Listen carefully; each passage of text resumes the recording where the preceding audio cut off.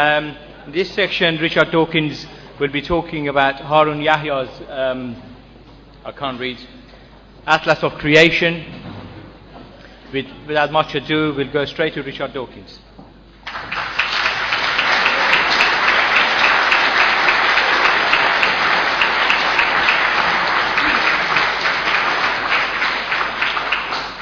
Thank you very much. I'm truly delighted to be here, and I want to salute those ex-Muslims who are prepared to stand up and say that that's what they are, and may you be the nucleus of thousands, hundreds of thousands, millions more who do the same thing. I am a great admirer of Al Jazeera's English language service, and I was therefore very shocked when I saw a couple of days ago the Arabic version of Al Jazeera with subtitles in which they interviewed this man, Harun Yahya, whose real name is Adnan Oktar. He's an extremely naive creationist, and in exactly the opposite spirit to Al Jazeera's English language service, the Arabic language service swallowed it hook, line and sinker. And I got the impression that we are divided, that there's I would have got the impression from this Al Jazeera broadcast that the whole of the Islamic world is completely and utterly taken in by the naive pseudoscience which is creationism. Adnan Oktar, alias Harun Yahya, stands for that. He's also a very unpleasant man. Nobody could say that he doesn't have balls.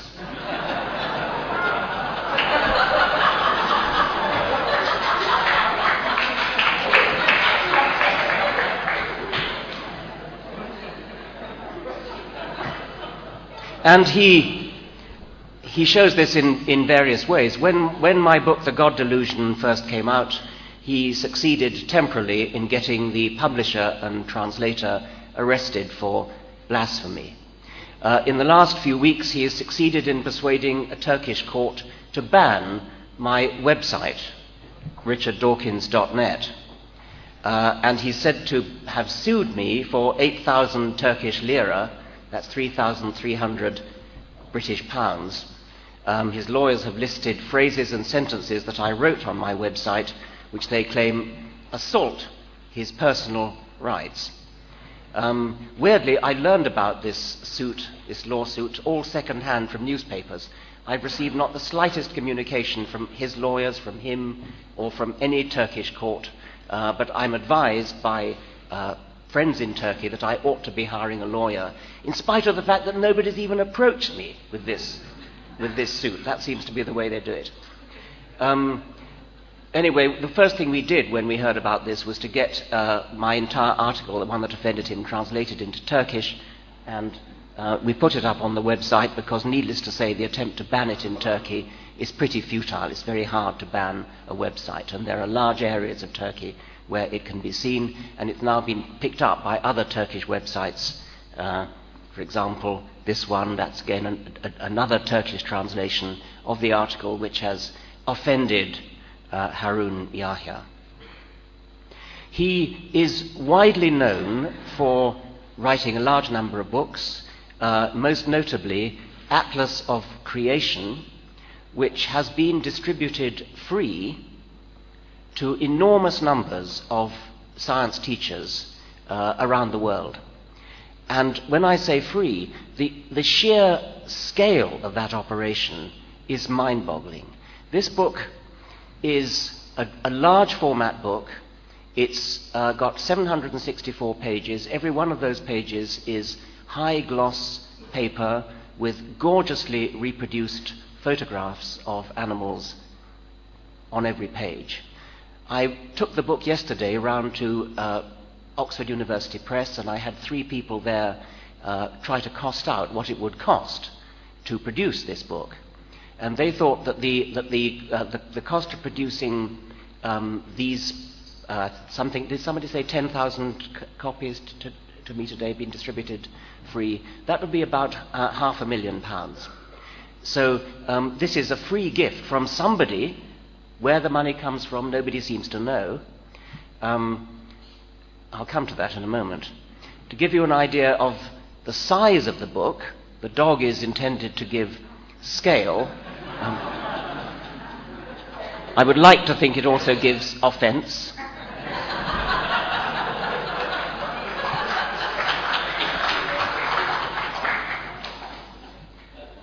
As for where the money comes from, I think it would make a nice assignment for an investigative journalist to try to work that out. Does it come from Adnan Oktar himself?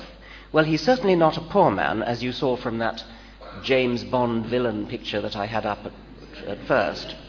And just recently, this is from The Independent, he has offered a prize to anybody who can produce an intermediate fossil, an evolutionary intermediate fossil. The size of the prize is 10 trillion Turkish lira, which is equivalent to 4.4 trillion British pounds. That is 36 times the gross national product of Turkey. It's more than the gross national product of Germany, France, Britain, Italy, and China combined. 13 times the wealth of Bill Gates. So perhaps we should all put in for it, but I'm going to tell you at the end that his idea of what would constitute an intermediate fossil is a fairly odd one. Now, onto the book. Onto the book itself. Unlike most Christian fundamentalists who think the world was created in 6 days, 6,000 years ago, Adnan Oktar is an old Earth creationist. He understands what fossils are, and he agrees that they're old. His one point, which is bludgeoned home on every single page of this enormous book, is that ancient animals haven't changed. So that's his strategy, quite different from the Christian fundamentalists. His strategy is on every page he has a fossil, and then next door to it he has a modern animal, and he says, look, they're exactly the same as each other. I'm going to show you a few examples to show the depth of his zoological erudition. The first one on the left is a crinoid. A crinoid is a so-called sea lily. It's a member of the phylum Echinodermata. It is a relative of a sea urchin. It's a kind of sea urchin on a stalk. That's a fossil. On the right is what he says is exactly the same. What that is a sabellid worm. It's an annelid worm. It's related to earthworms. It's nothing whatever to do with echinoderms. Just to give you an idea of that, that's a very, very crude taxonomy of the animal kingdom according to modern zoology. You see that the animal kingdom is divided up into two main branches. On the left we have the so-called protostomes. This is all based on embryological criteria. On the right we have the deuterostomes, and this is a major, major division of the animal kingdom. These are two sub-kingdoms. An animal in the protostomes and an animal in the deuterostomes could not be more different from each other while still remaining members of the animal kingdom. And the sabellid worm, you see up at the top left, is an annelid. It's a protostome, and the crinoid is an echinoderm. It's a deuterostome. These things could not be more different if they tried, unless they became a plant or something. Here's another example.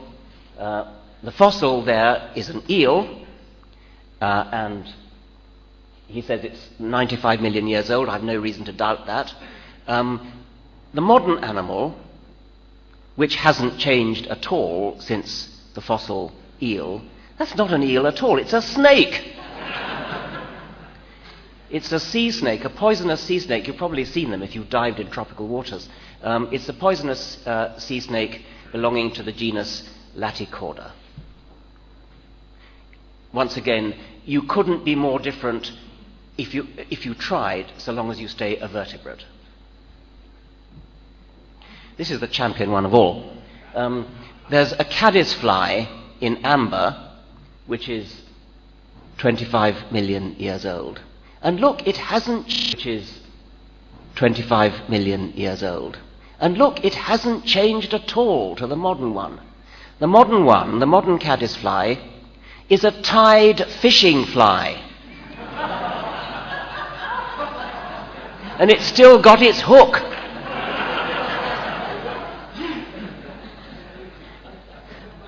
Now, you might put that down to not just ignorance, but sort of carelessness.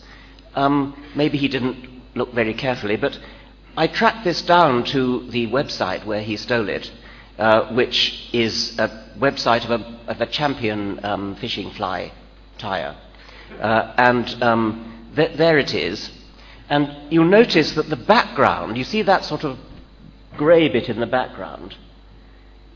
He's cut it out. He must have worked for a long time in Photoshop on this picture. And he still didn't spot that hook. Or else maybe he thinks that caddisflies really do have hooks.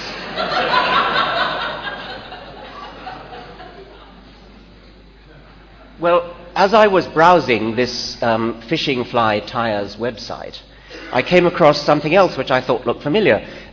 That's a spider made by the fly tire. It's an artificial spider, very beautifully tied, obviously, and I'm sure it's very tempting to the fish for whom it was designed when on the end of a hook. But I thought it looked familiar, and I went back to Harun Yahya's book, and sure enough, there it is.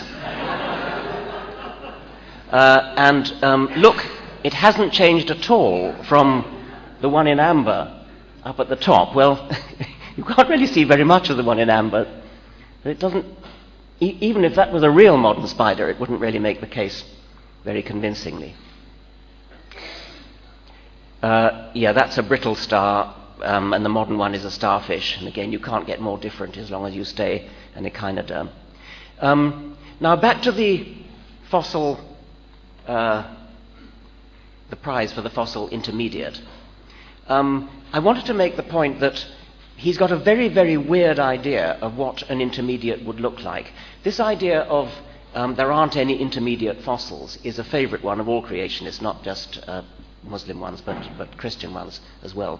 Their constant refrain is, produce your intermediates. There are no intermediates. The fossil record is completely devoid of evolutionary intermediates. This has always puzzled me, because just about every fossil you find is going to be an intermediate between something and something else. And yet they seem to think this is a highly trenchant point that they're making. And it was Harun Yahya who finally dropped the scales from my eyes. The reason why these people think there are no intermediates, they've got a very, very weird idea of what an intermediate would look like. Sorry, that's an old slide. There you see a picture that he's put together with a baby crocodile on the left and some sort of ground squirrel on the right. And what he's saying is, there are no intermediates between crocodiles and squirrels. Well, why would you expect an intermediate? There exists no transitional form.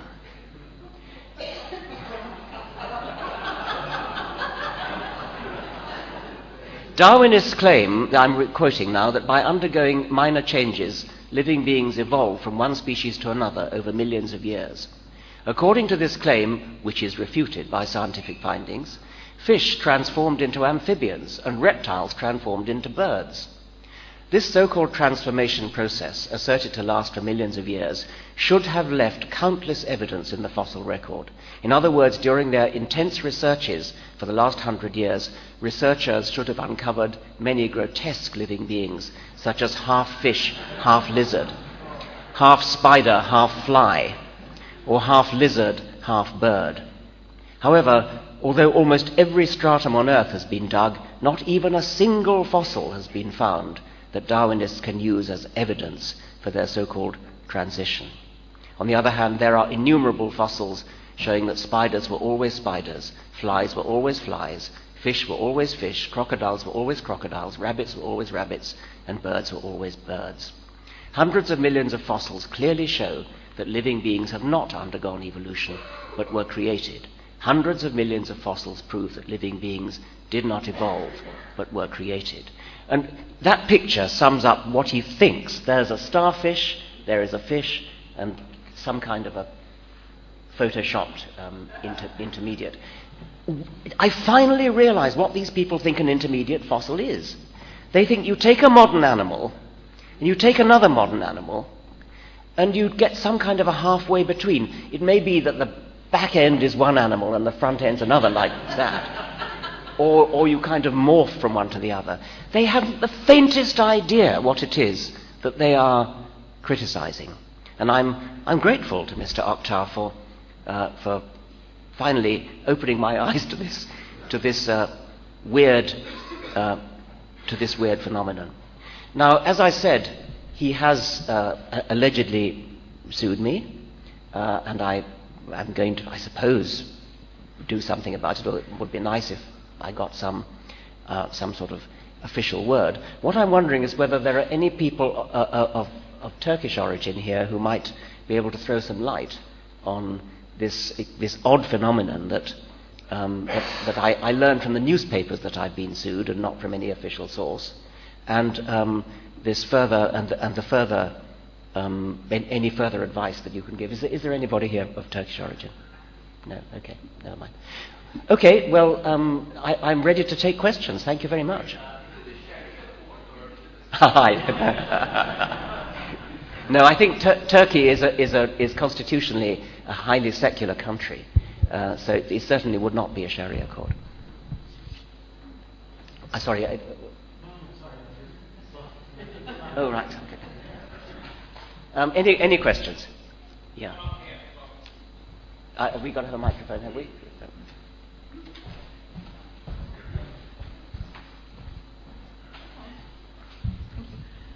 You just said that you hadn't come across this strange idea of intermediates, but isn't it also current among American creationists? Yes, that is. I mean, things like the crocoduck. Yes, that is. Yes. There are American Christian creationists who will say, "Show me a crocoduck," or "Show me a fronkey," an intermediate between a frog and a monkey. When you think about it, it's no wonder they think that it's difficult to find intermediates. Any more questions there?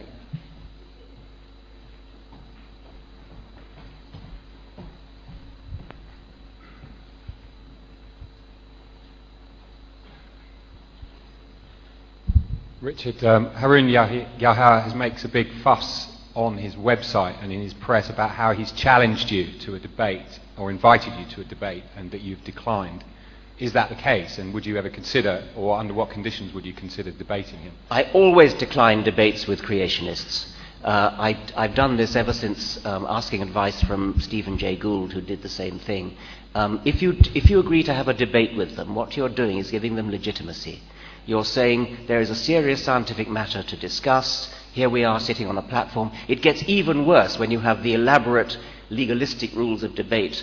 You have 20 minutes for the proposition, 20 minutes for the opposition, 5 minutes to reply, 5 minutes to reply. It all creates the illusion that there is some real issue to debate. I hope that I've shown you from these just half dozen slides that the debate would be simply ridiculous. I mean, this man doesn't know anything about zoology. He doesn't know anything about biology. He knows nothing about the evolution that he is attempting to refute. He's a complete and utter ignoramus.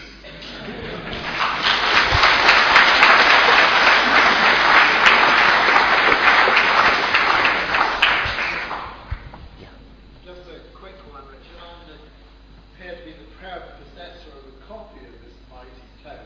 Many people are. Which was originally presented, I believe, to the London Business School. Do you want to use the mic? Because I think it might be recorded. Was originally presented to the London Business School, but they thought it was inappropriate to their field of inquiry. So eventually it landed up here. I don't know what we've done with it, but if I would like to present it to the society, if they have sufficient space to store it. Well, no doubt that will be gratefully received, or will it? I'm not sure. No doubt that will be gratefully received, or will it? I'm not sure. Somebody, yes, there.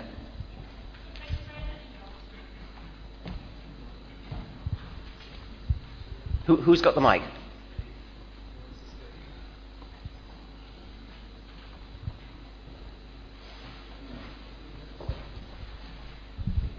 we were talking about, I can't help it because I see all these as not a conspiracy theorist or something, I hate it, but as a movement that is just beyond some scientific discussion. As you said, it's not science really. So what is the alliance behind all this propaganda in US, in everywhere? So let me draw the attention again to Saudi Arabia, for example. Do you know about their biology education? Do they have creationism? Could it be them to support this book? Or do they really respect science? I don't know the answer to that question. I can guess, and I dare say there may be some people here. My understanding is that since Islam takes the Quran literally, whereas Christianity doesn't, except for certain branches of Christianity, we would expect that the norm, the default position for Islam would be that every word of the Quran is literally true. And therefore, the story of creation would be taken as literally true, and the story of Adam and Eve is taken as literally true, etc. But there are many people in the room who can perhaps disabuse me of that. My impression is there's very little evolution taught in countries that are dominated by Islam. Ibn, do you know whether that's true? I don't know that. No, okay. Yes. Oh, sorry. Yeah. Thanks, I'm Usman. Thanks for your talk. I was just wondering whether you'd heard of Pervez Hudboy in Pakistan and his work. I mean, I think he's a rationalist scientist, and he's written a lot about how, just as in the evolution thing you've talked about, how physics department in the University of Punjab in Pakistan, where he's fought a battle against religious scientists who trying to show that there's a causal effect between praying and rain happening. And he's produced a lot of videos and things to rebut this. And I was wondering, perhaps through your foundation or anything like that, whether there was a way to finance these kind of projects supporting rationalism. Because the odds are against us in many parts of the world. Yes, thank you for that suggestion. I was not aware of this particular individual that you mentioned, but obviously, from what you say, I salute him. And I would be interested in trying to support such people. Thank you. Yes. Just an answer to your question about evolution in Islamic countries. I'm from Syria, and in our science books we do have they do say something about evolution. The books, however, the teachers they abstain from teaching the theory, and they, as I remember, as a student, the teachers told us that you don't have to go through it and read it because you won't be asked about it in examination. So they just completely ignore it. Suppose Syria is more liberal than other countries, but that's the case. Thank you. That's useful. That's the same in some parts of America as well. Yes. Okay. Yeah.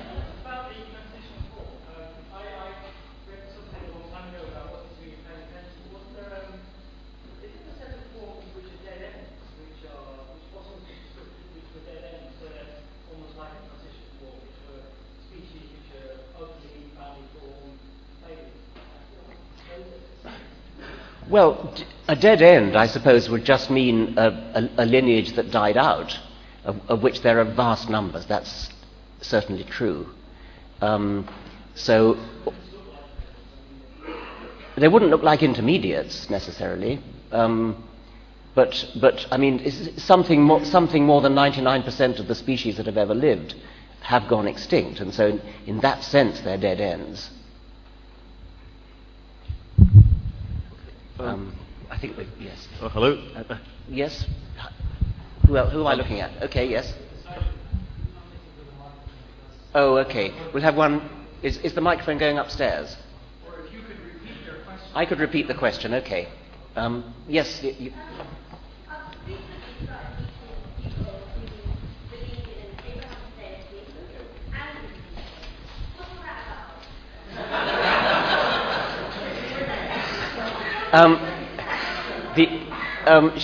The questioner has recently met people who believe in an Abrahamic deity and in evolution, what's that about? Well, that's true of most respectable Christians and Jews. It is true of the Archbishop of Canterbury. It's true of the Pope with certain reservations. It's true of most of the bishops and educated priests. So there's nothing unusual nowadays in combining belief in an Abrahamic deity and in evolution. When you say, what's that about? I mean, I agree with the implication of your question that there is a certain incompatibility, but that's not the way they see it. Yes, that's the other one next door. Now we've got a microphone too. Hi, I'm from Pakistan. I teach at university there. And first of all, I'd like to say that the lady who recommended Pervez Hoodboy, that's an excellent recommendation. He is arguably the foremost rationalist and scientist in Pakistan, and I would highly recommend you working with him. When I began to teach at the Lahore University of Management Sciences, and I was teaching in part sections of your book, The God Delusion, and my friend in the biology department was also teaching evolution. Suddenly at our university we saw this series of books come into the library of Harun Yahya, and the right-wing faculty members began to encourage our students to read Harun Yahya, particularly in opposition to what you had been writing. So I'm wondering if you are intending to or have already written anything that specifically, as your talk does today, specifically answer to some of the rubbish that he's been putting in people's minds. There is the article on my website, which is the one that precipitated his temporarily successful attempt to ban the website.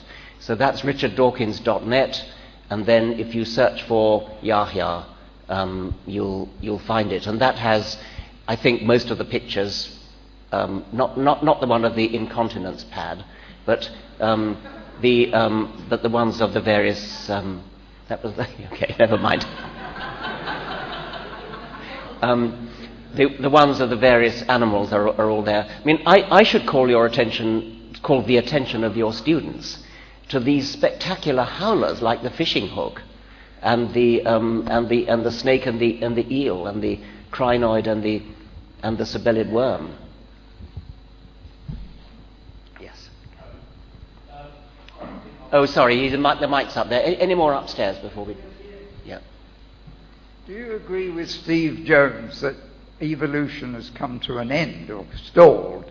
And are we the living end of I think evolution? Since that's got so little to do with this Islamic conference, I'll duck that question. It's the commonest question I get asked after every lecture, and I can hold forth for half an hour, but I think with your forgiveness I won't.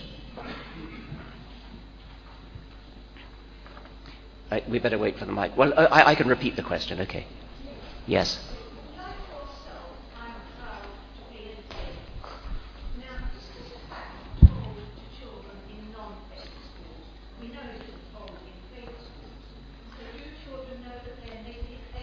The questioner is proud to be an ape, and so am I.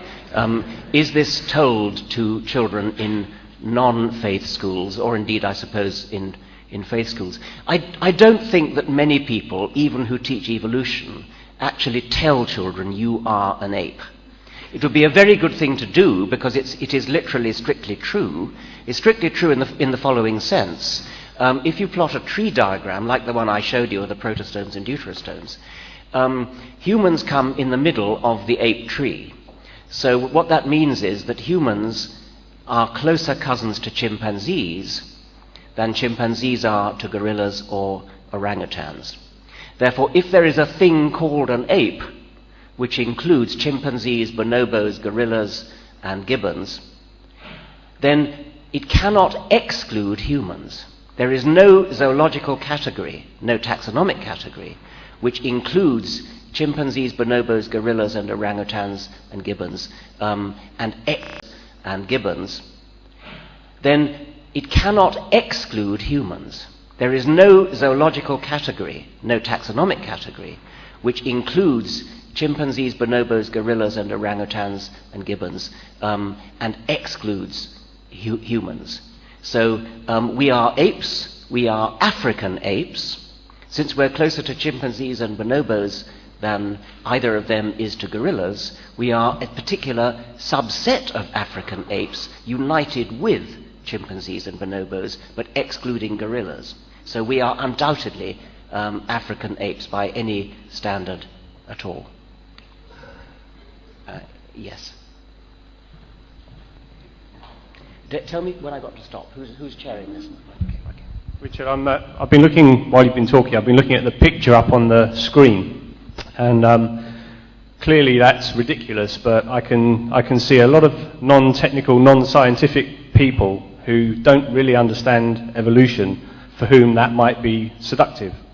What I'd like to see is a book, you could call it Evolution for Dummies if you like, but a book that would, with lots of pictures in a Dorling Kindersley fashion, explain it properly to people who perhaps would never pick up one of your usual tomes. Is there a book like that you can recommend, or is that something you might take on as another project? Well, I get the feeling there are Dorling Kindersley type books around. I can't actually think of any names at the moment. I'm surprised you think anybody would be persuaded by that, although apparently they are, unless they were indoctrinated as children, which I suspect is the real problem that underlies really everything we've been talking about today.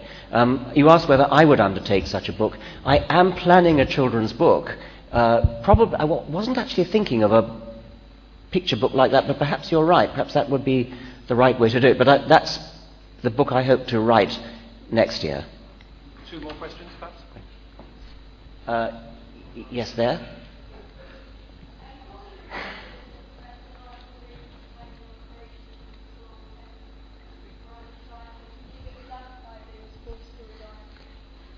The question is about the Reverend Professor Michael Rice, who was employed by the Royal Society as their education spokesman, and who was somewhat pilloried for saying in a speech at the British Association and in an accompanying article that the right way to handle creationism in schools is to treat the question sympathetically, to show respect for the religious beliefs that the children have been indoctrinated in. He didn't say, he didn't put it like that.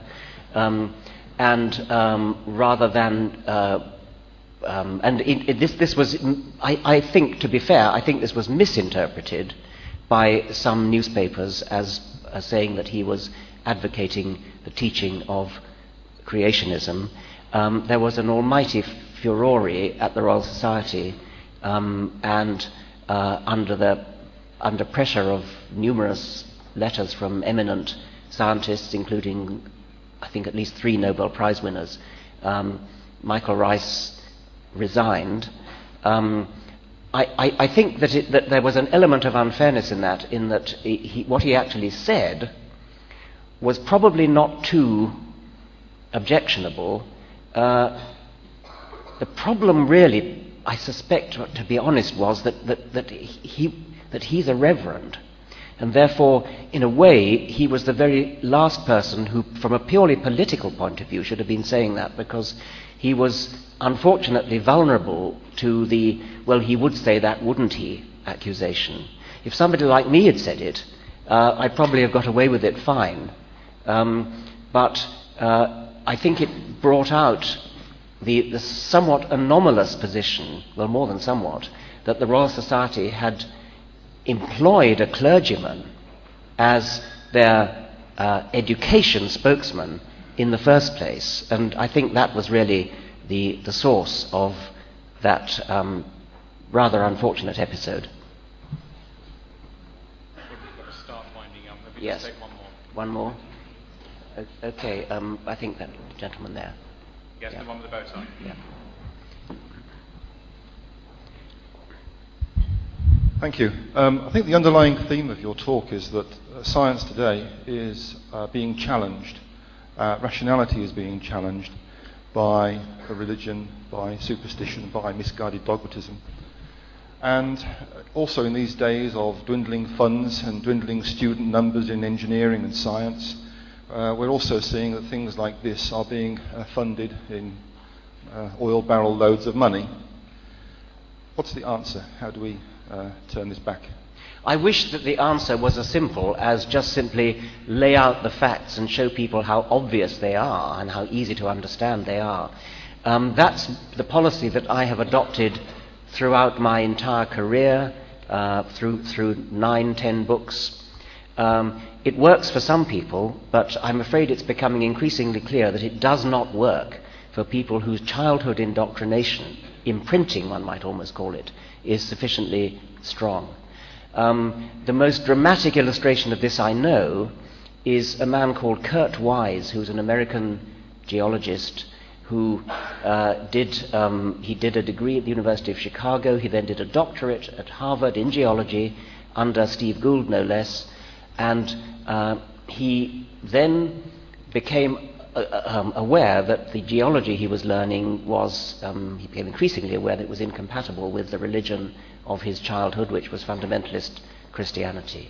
And he dramatically describes how he got a pair of scissors and a Bible, and he went right through the Bible from Genesis to Revelation, cutting out every verse that would have to go if he took science seriously. And it says at the end that having gone through this exercise, there was so little left of Scripture that it just fell apart. There was nothing left. And he said, that night, in great sorrow, I tossed into the flames, and you hope he's going to toss the Bible into the flames, but no, I tossed into the flames all my hopes and aspirations to be a scientist and a science teacher. He gave up science. And then he goes on to a sort of final peroration where he says in this article, if all the evidence in the universe demonstrated an old Earth, if all the evidence in the universe showed that the Earth is old, I would still be a young Earth creationist, because that is what Holy Scripture tells me. Now, I find myself powerless against that. I find myself despairing against somebody who can actually, after a Chicago, Harvard education in science, of the best possible kind in the world, can stand up and say, if all the evidence goes one way and Scripture goes the other, I'm going to go with Scripture. What chance have we got when the indoctrination, the imprinting of childhood, leaves a mind so wrecked as that? Richard, that was absolutely wonderful.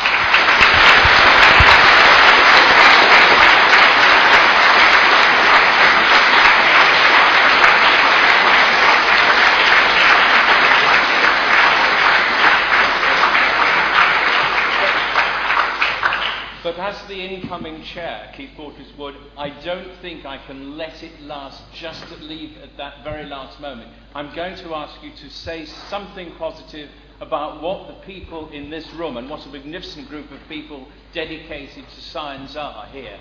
Can we ask them to do something politically? We can see they can't do it through persuading people, but is there something we can persuade them to do politically and through the media and that kind of thing to actually start pushing the boundaries back towards rationality? I hate ever to quote Tony Blair, but I suppose the beginning of an answer has to be education, education, education. And I don't know quite how one seizes the reins of education, but it does seem to me that if any people know in their local communities that there are schools where children are being indoctrinated with false nonsense, palpable nonsense. I don't mean genuine controversy where one's taking sides. I'm talking about obvious, palpable nonsense, such as young Earth creationism, or even old Earth creationism of the Harun Yahya kind. If you know of that and you have any influence in your communities over what is being taught, that would be one place to go. I don't know how one gets influence over education, but I think that's the point of leverage. Wonderful. Thank you very much indeed.